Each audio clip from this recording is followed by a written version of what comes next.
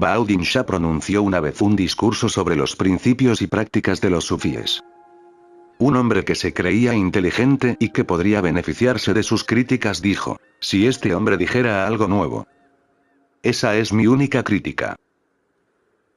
Baudin se enteró de esto e invitó al crítico a cenar. Espero que le guste mi estofado de cordero, dijo.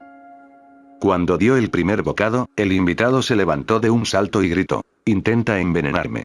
Esto no es estofado de cordero. Pero lo es, dijo Baudin, aunque como no te gustan las recetas antiguas, he probado algo nuevo. Esto contiene cordero, bien, pero también tiene un buen punto de mostaza, miel y emético. La verdad es.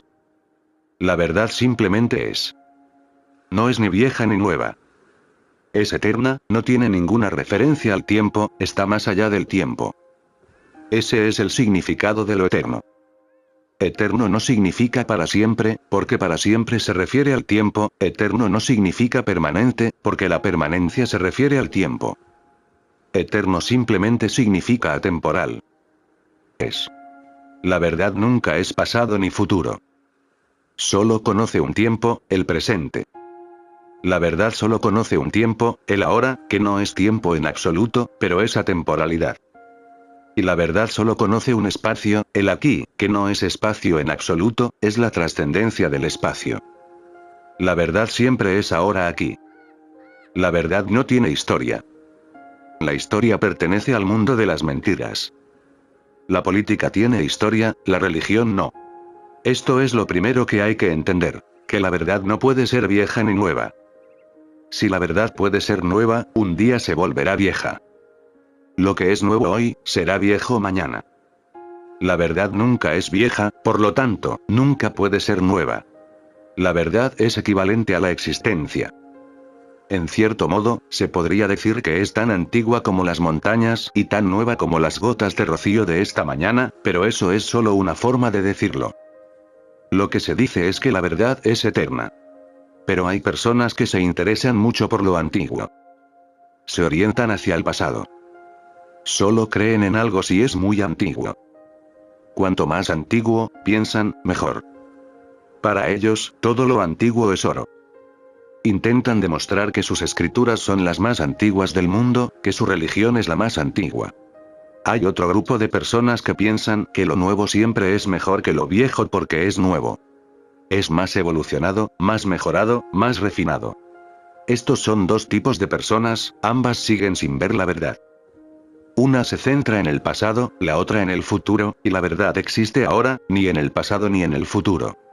Antes de poder entrar en esta pequeña parábola, tendréis que entender algo acerca del tiempo, porque básicamente se trata de comprender el tiempo y su proceso.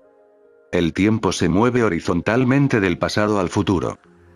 El movimiento del tiempo es lineal, por lo tanto, es superficial, no puede tener profundidad.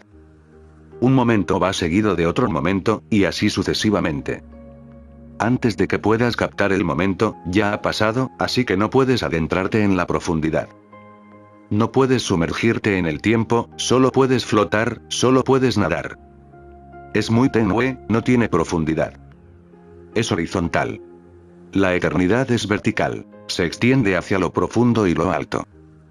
Pensemos, por ejemplo, en la cruz de Jesús, símbolo del tiempo y la eternidad. La cruz está formada por dos líneas, una horizontal, donde se clavaron las manos de Jesús, y otra vertical, donde se clavó su cuerpo. La cruz representa todo el fenómeno del tiempo. La línea horizontal es la historia, la política, la vida cotidiana, el mundo de los acontecimientos, el mundo de los hechos. La línea vertical es el mundo de la verdad, no de los hechos. La línea vertical es el mundo de la realidad absoluta, de Dios, del nirvana, de la meditación. Cuando uno empieza a adentrarse en el mundo vertical, simplemente trasciende el tiempo. Entonces no hay nada nuevo ni viejo. Solo la verdad existe. El tiempo, la línea horizontal, se compone de dos cosas, pasado y futuro. El presente está casi ausente. ¿Nunca te das cuenta del presente, o alguna vez te has dado cuenta del presente? Porque en el momento en que te das cuenta, ya es pasado. Siempre te das cuenta del pasado. Por ejemplo, este momento. Si tomas conciencia de él, el tiempo que te toma tomar conciencia es suficiente para hacerlo pasar. En el momento en que dices, sí, este es el presente, ya se ha ido. Ni siquiera puedes pronunciar la palabra ahora, porque cuando la pronuncias, ya no es ahora. El presente que crees que existe en el tiempo es casi nada. Está entre el pasado y el futuro. El pasado es inmenso. Mira hacia atrás. Se extiende, y así sucesivamente. Parece no tener principio. Y también lo es el futuro. Se extiende ante ti, y así sucesivamente, sin fin. Entre estos dos grandes fenómenos, pasado y futuro, tu presente es solo un instante atómico intercalado del que ni siquiera puedes ser consciente. En el momento en que lo conoces, ya no existe, ya se fue. Solo eres consciente del pasado. Así que el tiempo se compone de pasado y futuro. La eternidad consiste en el presente. Entonces, lo que llamamos presente no es más que el punto donde la eternidad se cruza con el tiempo, donde la eternidad penetra el tiempo. Hay una manera de adentrarse en esa eternidad. De eso se trata la meditación. La meditación es una caída a la eternidad. Por eso todas las técnicas, todos los métodos de meditación, insisten. No te obsesiones demasiado con el pasado, déjalo ir, y no te encapriches demasiado con el futuro, déjalo ir también. Lentamente, retírate de los recuerdos del pasado y de las proyecciones del futuro. El pasado ya no existe, el futuro aún no existe, ambos son inexistenciales. Permanecer en lo inexistencial es permanecer en la miseria, porque la existencia es dicha, Satchitananda. Es verdad, es consciencia, es dicha. La no existencia es falsedad, inconsciencia, miseria, todo lo contrario. Y vivimos en lo inexistencial. Simplemente observa lo que sucede en tu interior. O piensas en el pasado, en la nostalgia del pasado, tu hermosa infancia o tu juventud, tus amoríos, y esto y aquello, o estás inmerso en el futuro, ¿qué harás mañana y pasado mañana? O estás ahogado en el pasado o estás ahogado en el futuro. Por eso no lo estás. Por eso te has convertido en una falsedad. Estás demasiado preocupado por lo falso, y esa preocupación te convierte en un pseudo. Retírate del pasado y del futuro. Esta es la verdadera renuncia, esto es sannyas. Retirarse del pasado y del futuro, no mediante el esfuerzo. Recuerda, si te retiras por esfuerzo, serás engañado. Si te retiras por esfuerzo, si dices, me retiraré del pasado para poder meditar profundamente, entonces tu meditación profunda es un proyecto futuro. Entonces no es meditación ni profundidad. Ya has pasado del pasado al futuro. Si dices, si me retiro del pasado alcanzaré el nirvana, ahora solo has sustituido el pasado por el futuro. Ambos son lo mismo, ambos son inexistenciales.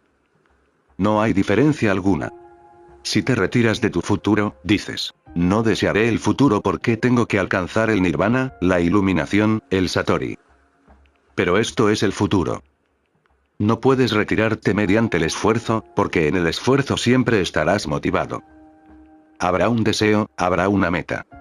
Entonces, ¿cómo retirarse? Uno se retira solo al comprender que el pasado no existe, es fútil, no que te llevará al mundo de la verdad si te retiras del pasado, no. Con solo ver la futilidad del pasado, que todo es memoria, polvo acumulado en el espejo de la consciencia, es simplemente inútil, lo desechas, sin motivación, con solo ver su inutilidad, lo abandonas. No es que lo abandones por otra cosa, si lo abandonas por otra cosa, el futuro ya ha entrado. Te has engañado a ti mismo.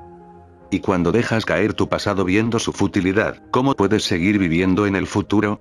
Porque el futuro siempre se basa en el pasado. Lo que quieras mañana no es más que todas esas cosas hermosas que tuviste ayer. Deseas una repetición, quizá modificada, un poco mejor, refinada, pero es el pasado otra vez. Cuando dejas caer el pasado viendo su futilidad, sin ninguna otra razón, solo por comprender que es fútil, se te escapa de las manos, y con él también desaparece el futuro. El futuro es la sombra del pasado. Ayer estuviste con una mujer y te gustaría volver a estar con ella mañana, eso es el futuro. Ayer fuiste a casa de Latif y la comida estaba deliciosa, mañana piensas volver allí. Tu mañana no es más que un reflejo de tu ayer. Cuando el ayer desaparece, desaparecen los reflejos. Con el pasado, en el mismo paquete, también se abandona el futuro. Y entonces surge el presente. No es que lo hayas pedido, anhelado, deseado, trabajado y practicado para conseguirlo, no, porque el pasado y el futuro ya no están, entonces el presente sí lo está. El mismo espacio que ocupaban el pasado y el futuro ahora está vacío. En ese vacío, uno siente el presente. Y estar en el presente es estar en la verdad. Entonces tienes profundidad, has caído en la dimensión vertical. Tienes alturas, alturas más altas que el Everest y profundidades más profundas que el Pacífico. Entonces tu vida tiene grandeza, esplendor. Esto es lo que se llama budeidad, conciencia crística o como se quiera llamar.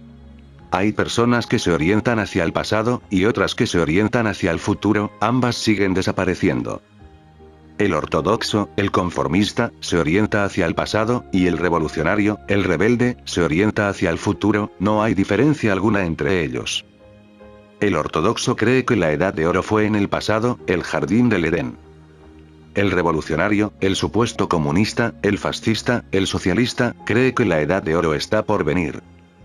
Está en el futuro, la utopía, la sociedad sin clases donde todos serán iguales, el mundo de libertad donde la explotación habrá desaparecido y el paraíso descenderá a la tierra.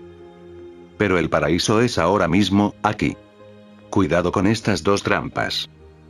No necesitas ir al pasado para buscar la verdad. No necesitas ahondar en las escrituras, porque las escrituras pertenecen al pasado, y no necesitas recurrir a la imaginación ni a la lógica, porque la lógica solo puede crear utopías en el futuro.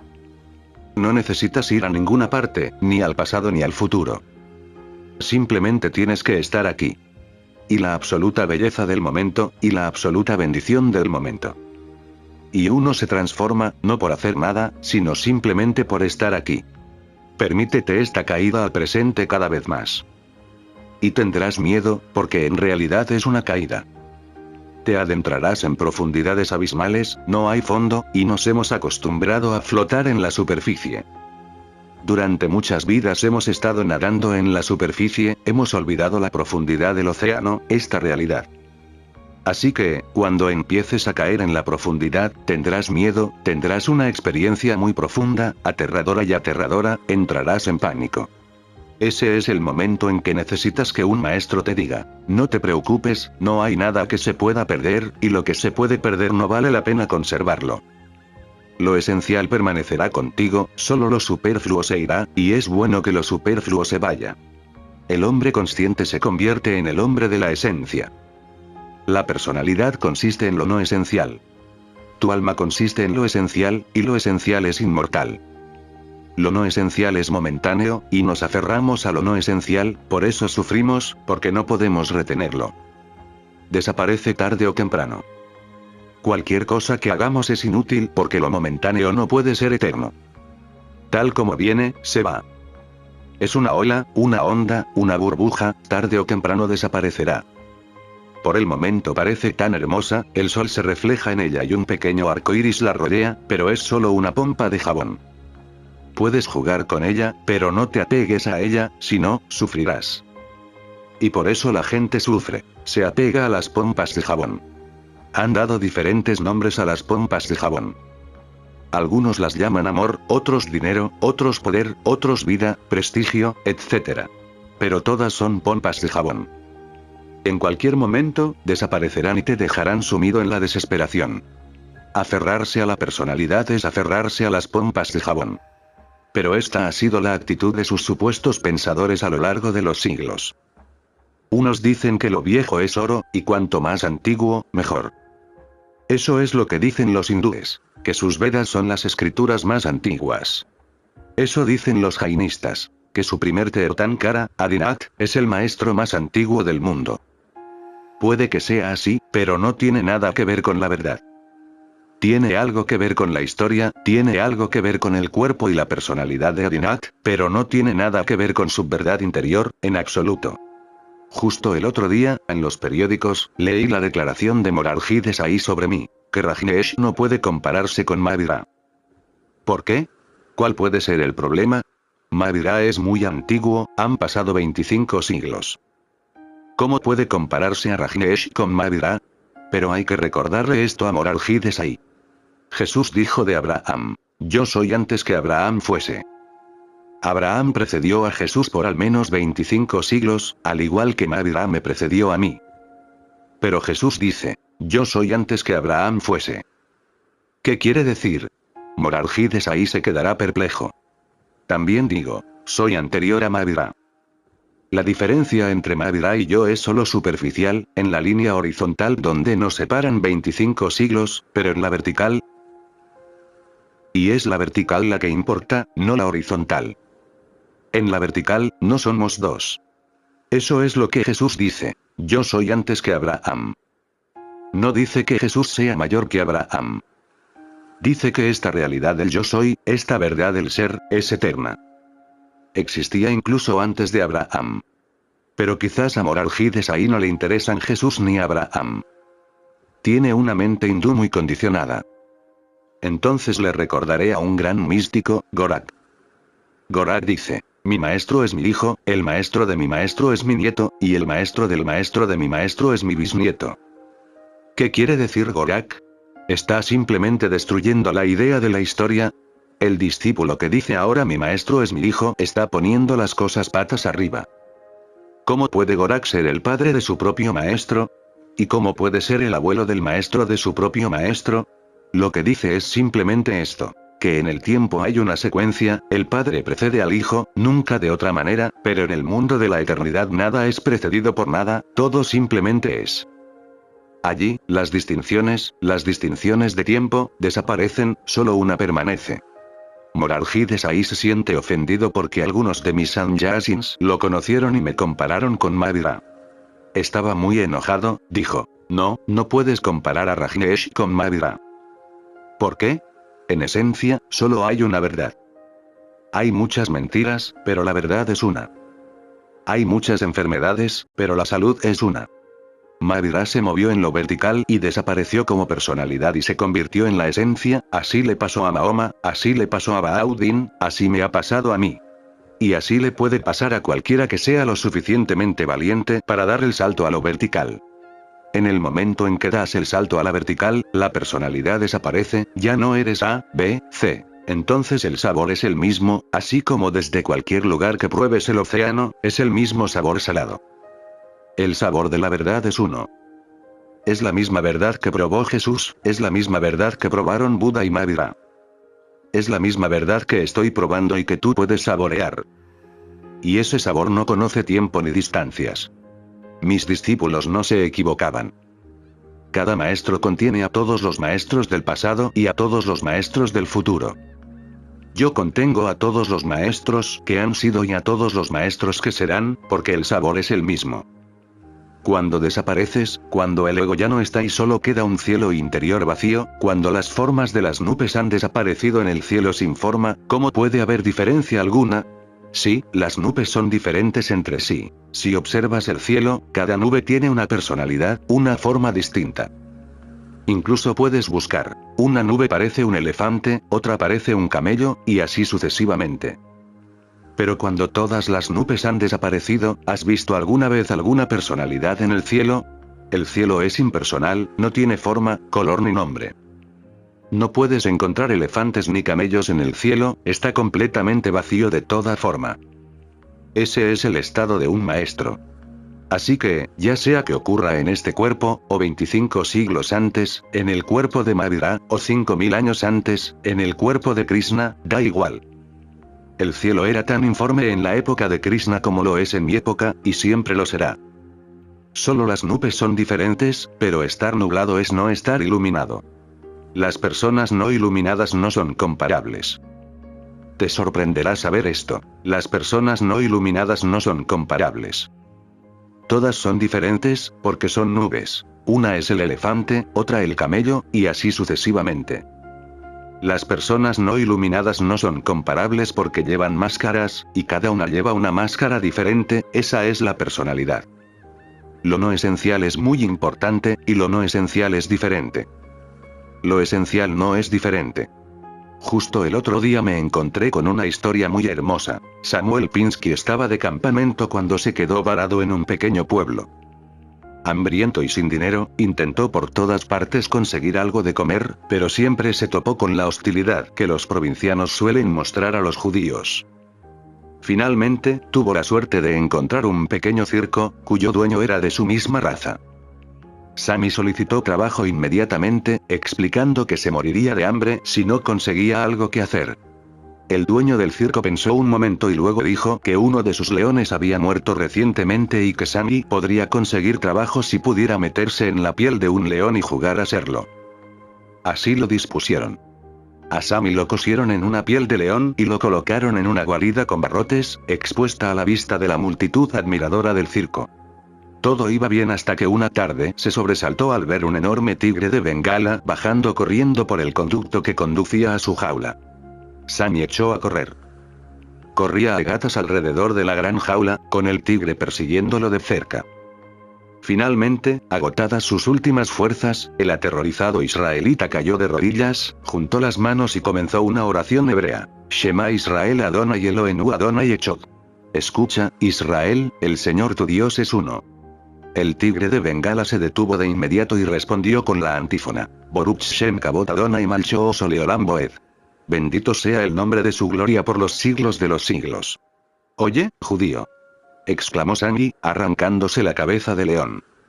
Oye, judío, respondió el otro, arrancándole la cabeza al tigre. Cuando te quitas la máscara, cuando te deshaces de tu personalidad, cuando miras hacia adentro, cuando ves el cielo interior, ¿quién es Rajneesh y quién es Maavirá? ¿Quién es Jesús y quién es Abraham?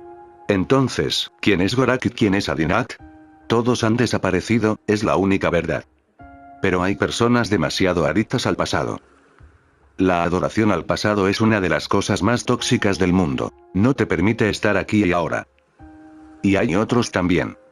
Una vez, un profesor que está, o al menos cree estar, profundamente enamorado de mí se me acercó y me dijo, tus discípulos siguen comparándote con Jesús, con Maavirá. No debería ser así. Yo también te amo. ¿Cómo se te puede comparar con Maavirá? Han pasado 25 siglos. Tienes 25 siglos más de experiencia que Maavirá. Ahora estaba enojado, no debería ser comparado con Maavirá, igual que Morarji Desai, por diferentes razones. Decía, es insultante y humillante que te comparen con Maavirá. Han pasado 25 siglos. En 25 siglos, el hombre ha evolucionado, se ha vuelto más sabio, ha alcanzado cimas más altas. Dijo, compararte con Maavirá o Jesús es como comparar a Albert Einstein con Newton. Tuve que decirle exactamente lo mismo que les digo a ustedes y a Morarji Desai, que el tiempo no importa. Y su ejemplo no es correcto. Newton y Albert Einstein no son comparables, porque ambos trabajan en el tiempo. Ciertamente, Albert Einstein está muy por delante de Newton, Newton parecerá casi infantil comparado con Albert Einstein, pero ese no es el caso de Maavirá y de mí. No tiene nada que ver con el progreso humano, ni con la explosión de conocimiento en el mundo, porque no se trata de la capacidad de conocimiento. Puede que sepa más que Maavirá. Ciertamente, no había leído a Sigmund Freud, no sabía nada de Albert Einstein, es cierto, pero eso no tiene nada que ver con el espacio interior. Después de 25 siglos, alguien estará allí, adelante, viniendo, él sabrá más que yo. Ciertamente sabrá más que yo, pero aún así no habrá diferencia, ni un ápice, porque no se trata de conocimiento ni de evolución social. Se trata de no mente, se trata de inocencia. No se trata de mejores universidades, mejores libros, mejor información sobre el mundo, no tiene nada que ver con eso. De hecho, uno tiene que abandonar todo lo que sabe para entrar. Maavirá abandonó todo lo que sabía. Yo abandoné todo lo que sabía. Cuando Maavirá se despojó por completo de su conocimiento, lo logró. Así fue como me sucedió a mí. Abandoné todo lo que sabía. Así que puede que haya abandonado una carga más grande que Maavirá, es cierto, pero eso no es problema. Puede que haya tenido que limpiar y lavar más polvo de mi espejo que Maavirá, pero una vez que el polvo se limpia y el espejo refleja perfectamente, es la misma calidad, el mismo reflejo. No tiene nada que ver con el polvo. Dirías que este espejo es genial porque tuvimos que quitarle más polvo que al otro, porque había que quitarle menos. Que haya más o menos polvo no importa. Una vez que una persona llega, todo lo que sabemos es irrelevante. Simplemente desaparece del mundo del tiempo al mundo de la eternidad, y ese es el mundo de la verdad. Esta cuestión de la comparación surge una y otra vez. Hay que entenderla, será bueno que la tengan clara. Dos personas no iluminadas no pueden compararse porque son solo personalidades y nada más. Y las personalidades son diferentes, porque son como enfermedades. Dos personas iluminadas pueden compararse porque ya no son personalidades, pero si piensas en sus personalidades, tampoco pueden compararse. Por ejemplo, si observamos a Mahavira a través de su personalidad, como lo hace Morarji Desai, entonces tiene razón. Pero esa no es la manera correcta de mirar a Mahavira, ni a mí, ni a Baudin. Sí, Mahavira caminaba desnudo, yo no camino desnudo, así que, sin duda, soy diferente, él es diferente. Esta es la diferencia del marco del espejo, no del espejo. Justo el otro día leí en otro periódico. Un cristiano preguntó por qué me comparan con Jesús. ¿Por qué la gente sigue comparando a Rajneesh con Jesús? Jesús nunca vivió en una casa con aire acondicionado. Es cierto. Pobre Jesús.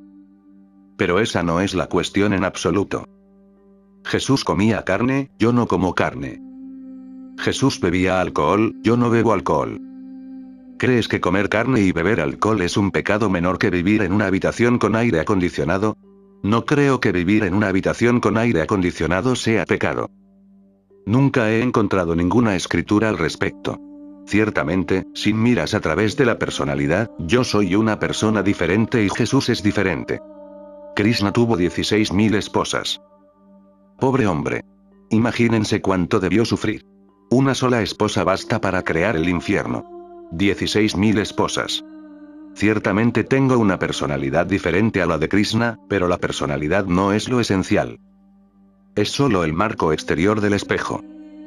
Buda tenía una personalidad diferente, al igual que Lao Tzu. Todos los maestros tienen personalidades diferentes si se les mira desde fuera. Ciertamente, vivieron en su época, a su manera. Ellos hicieron lo suyo, yo hago lo mío. Por eso Morarji Desai cree que no puedo compararme con Mahavira. Porque Mahavira creía en el ayuno, yo creo en el festín. Mahavira vivía desnudo, nunca usaba vehículo. Yo me muevo en coche, sin duda soy diferente. Pero Krishna también, se desplazaba en una carroza dorada. ¿Qué dirá Morarji Desai al respecto? Y Krishna usaba ropa hermosa, no solo ropa, sino adornos como los que usan las mujeres. En aquellos tiempos era algo común, y parece más natural. Si observas la naturaleza, siempre la encontrarás. Por ejemplo, si observas a los pavos reales, el macho tiene todos los colores. El macho está decorado, la hembra no. A la hembra le basta con ser hembra, eso es suficiente, no se necesita nada más. Eso es más de lo necesario, eso es lo que la hace hermosa, su energía femenina basta para atraerla. Pero el macho la sustituye. Carece de esa belleza femenina, ese misterio femenino y elusivo. Tiene que crear sustitutos. La naturaleza se los proporciona. El pavo real macho está muy decorado, es ornamental. Y lo mismo ocurre con todos los animales.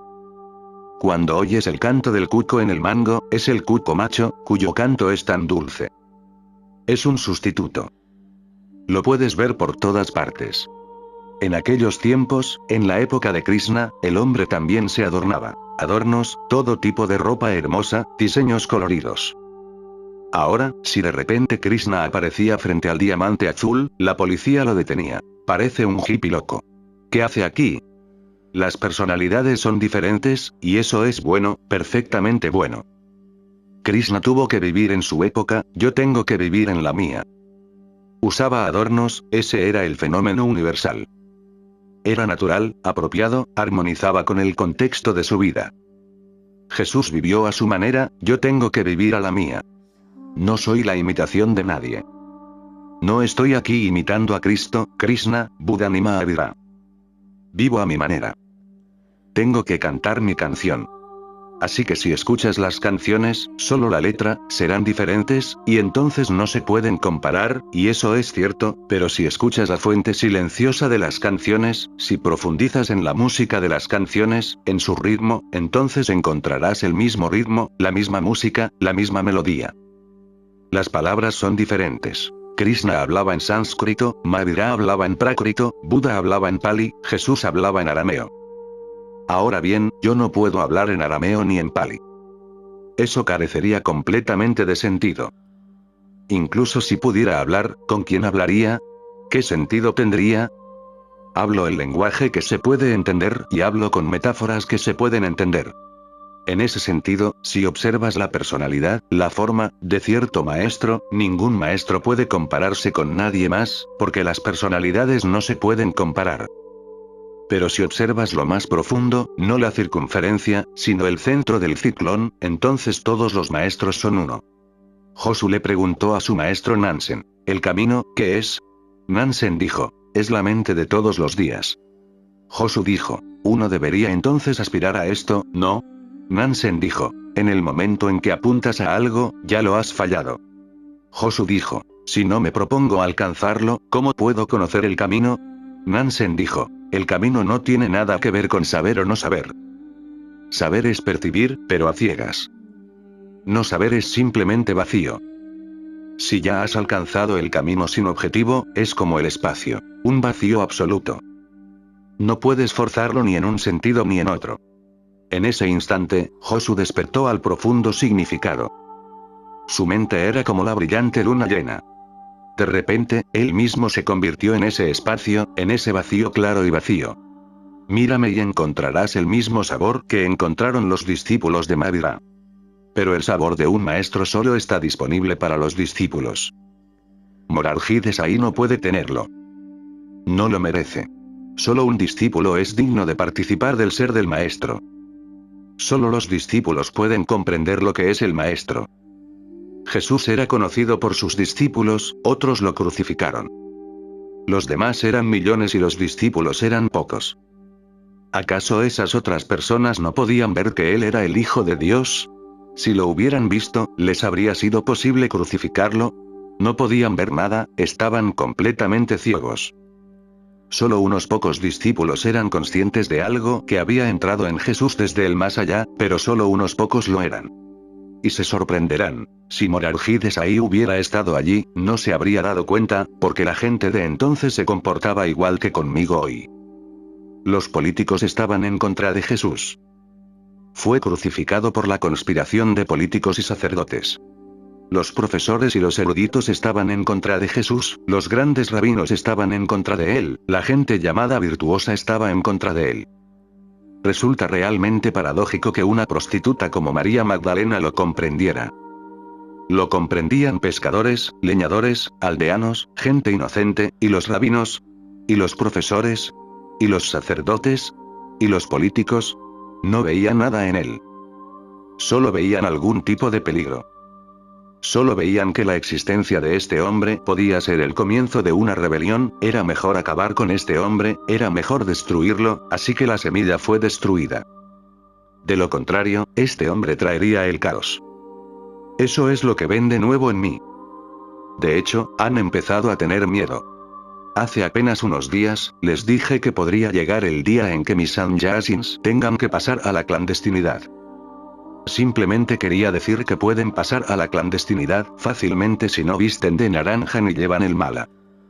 De hecho, el día que decidí darles el color naranja, el mala y cierto uniforme de sannyasin, esto formaba parte de la consideración. Si se hacen visibles, pueden volverse invisibles fácilmente, en cualquier momento.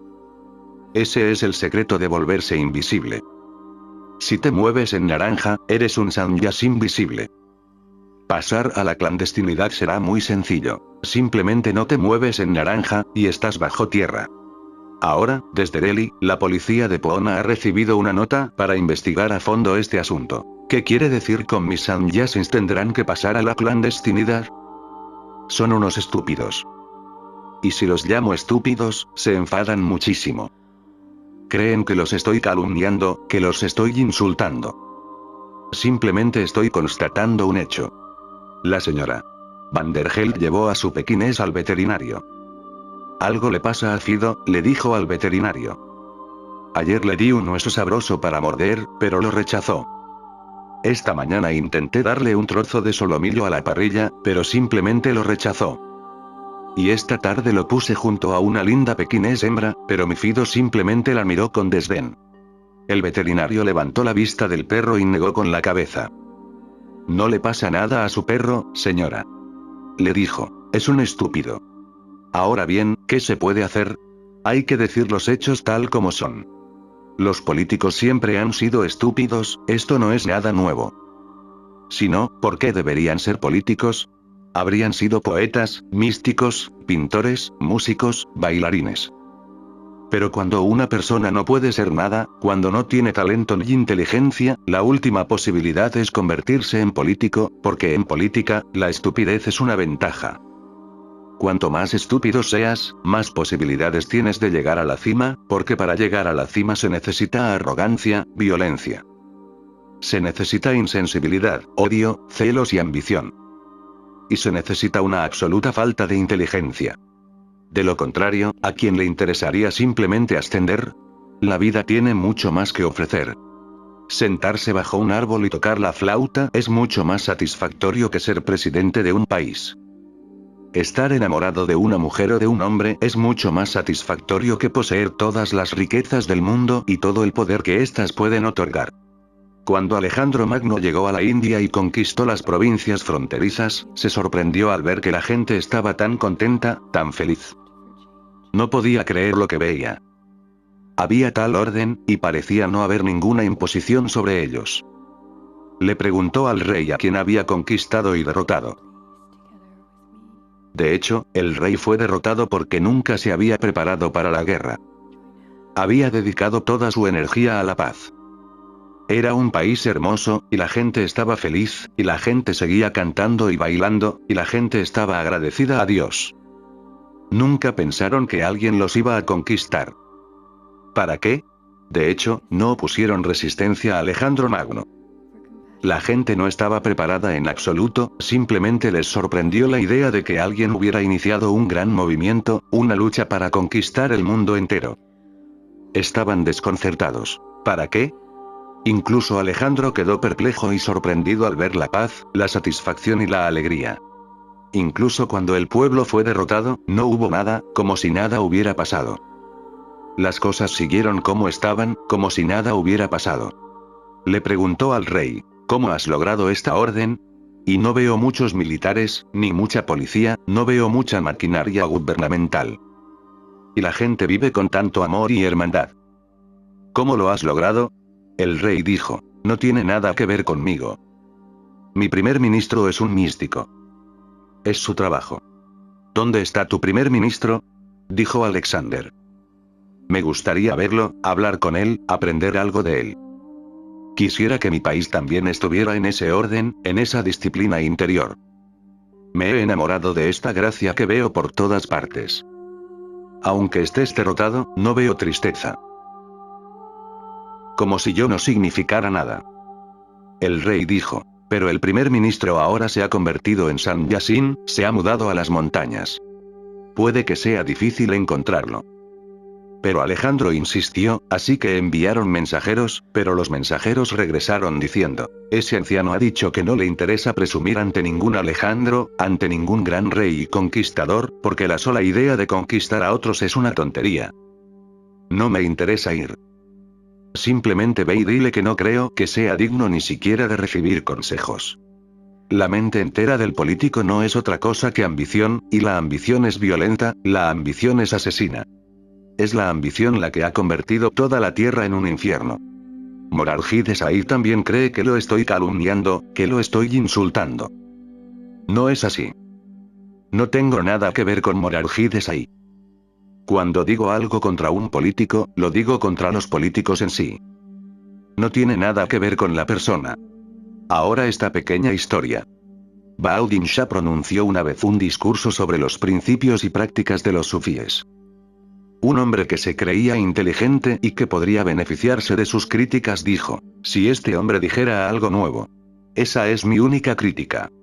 Bauddin pronunció un discurso sobre los principios y prácticas de los sufíes.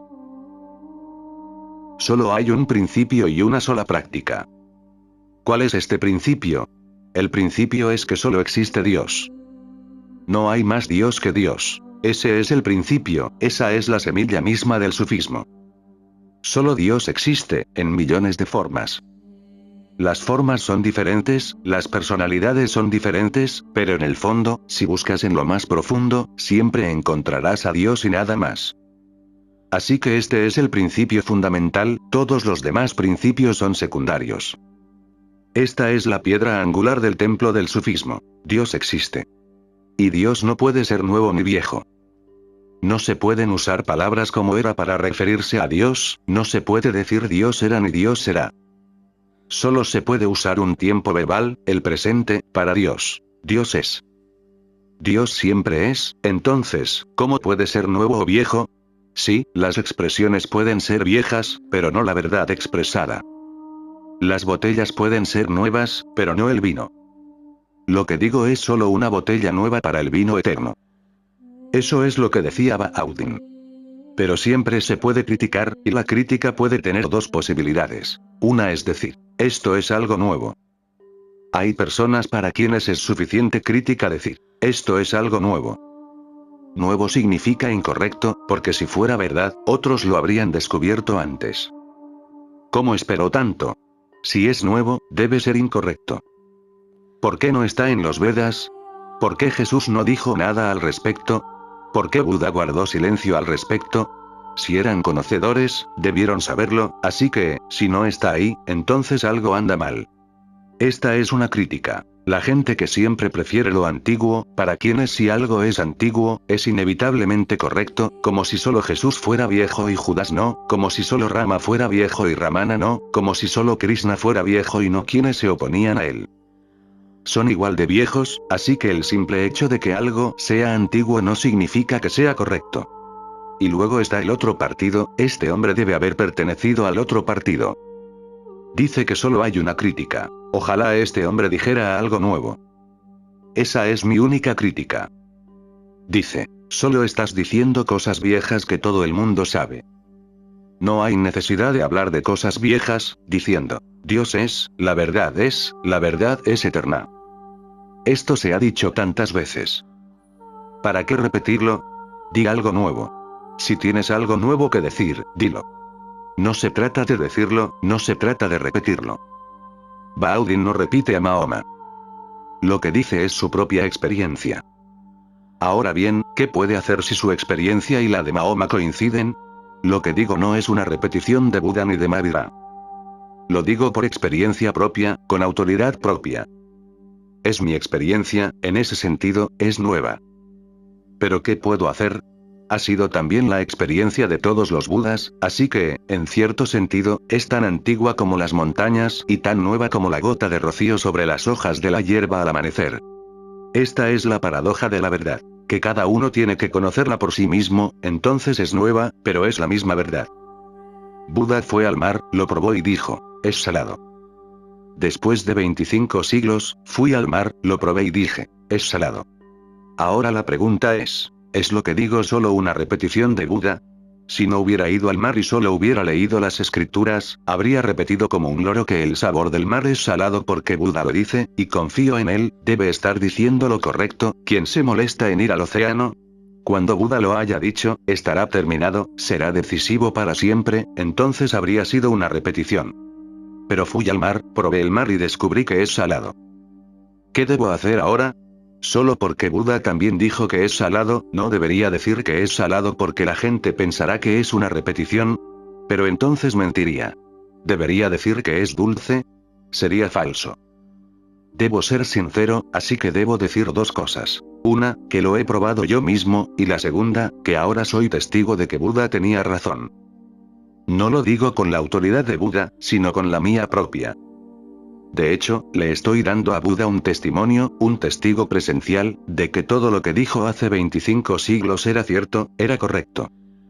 Lo sé por experiencia propia. Eso es lo que hacía Baudin. Ahora bien, este hombre dice.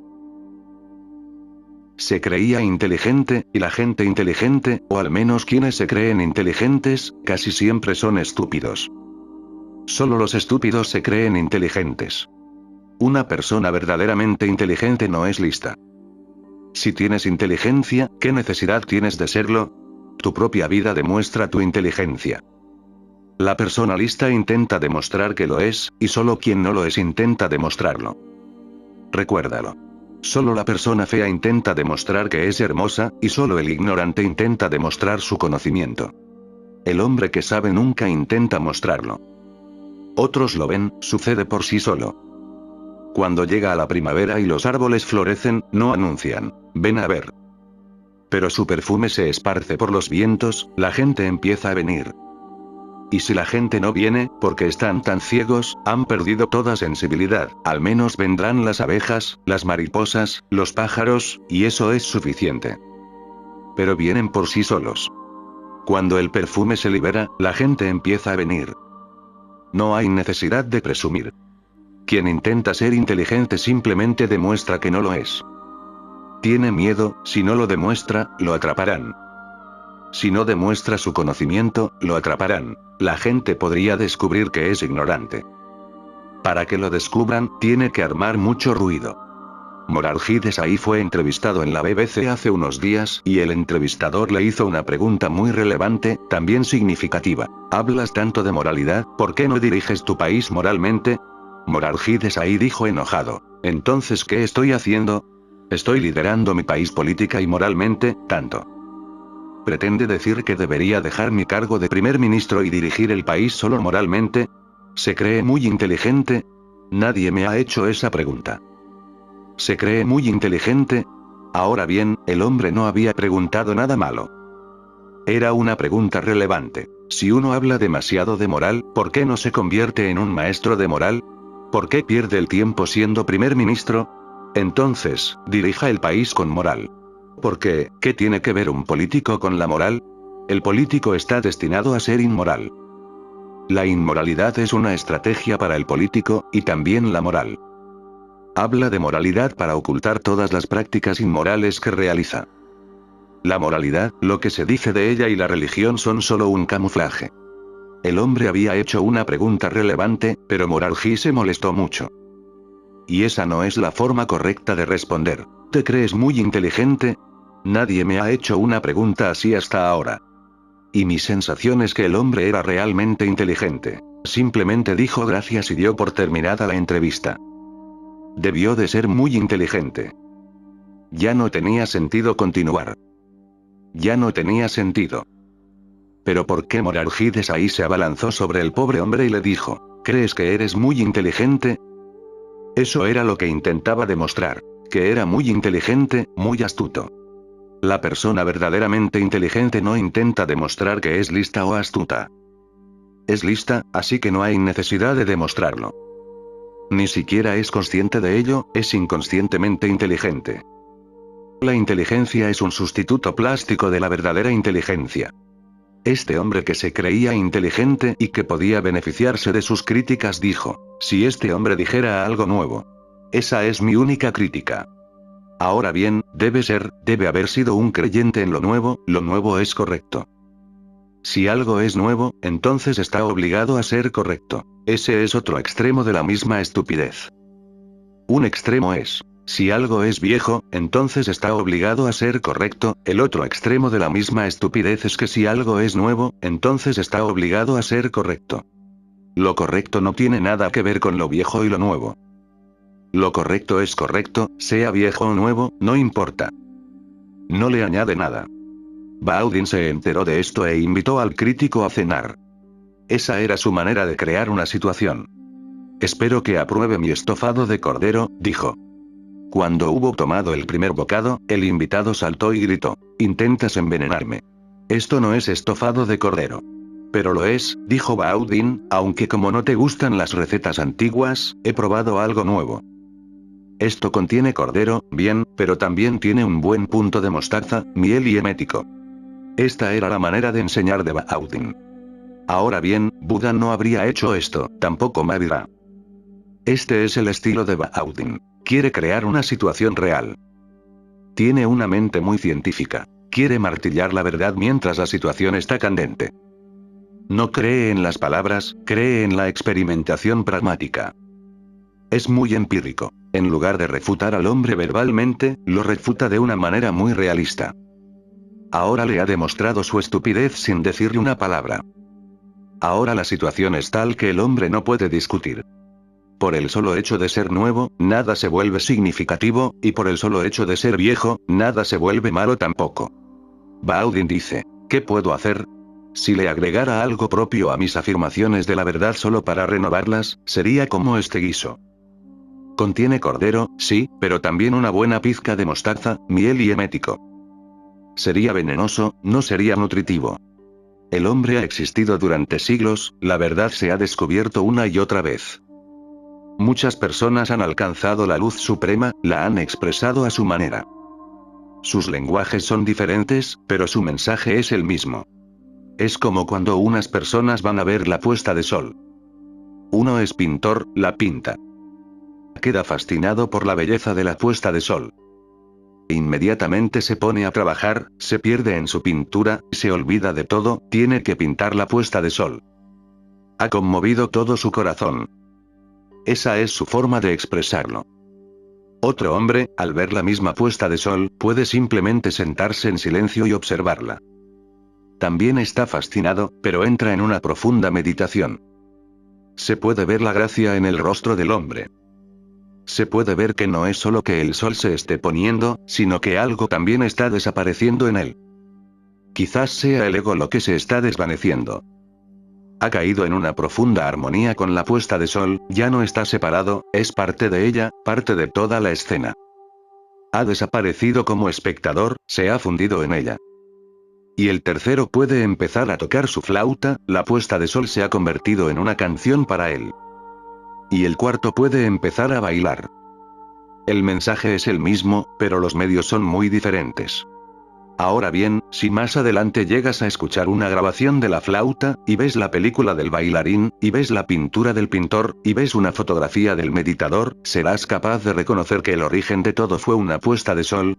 ¿Serás capaz de llegar lógicamente a la conclusión de que todas han expresado lo mismo? Será imposible.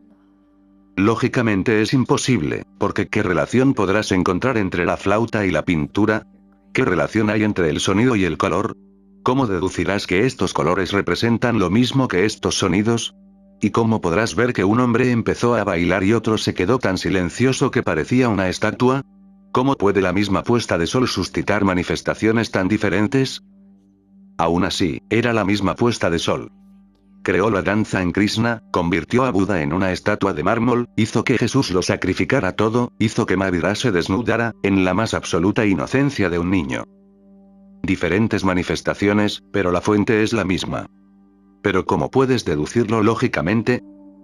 Lógicamente, no hay manera, a menos que también hayas visto la puesta de sol.